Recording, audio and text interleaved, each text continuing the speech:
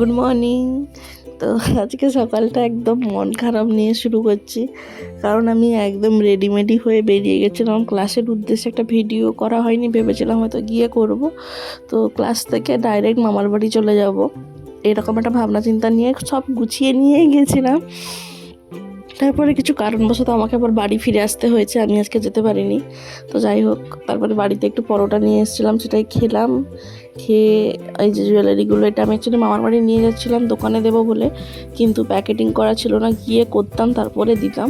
তো যেহেতু যাইনি, তাই জন্য ঘরে বসেই প্যাকেটিংগুলো করে নিচ্ছি, না হলে জিনিসগুলো নোংরা হয়ে যাবে। আর যে আমার প্যাকেটিং করা শেষ। আর তোমরা যদি এরকম সুন্দর সুন্দর জিনিস আমার কাছ থেকে অর্ডার করতে চাও, তাহলে অবশ্যই ভিজিট করতে পারো হ্যান্ডমেড ভান্ডারে বা ইনস্টাগ্রামে মনি2তে। তারপরে দুপুরে খেতে বসেছিলাম, ভাত ছিল গিমা শাকের তরকারি, আর ছিল হচ্ছে মাছের ঝোল, যেটা আমি এনেছিলাম।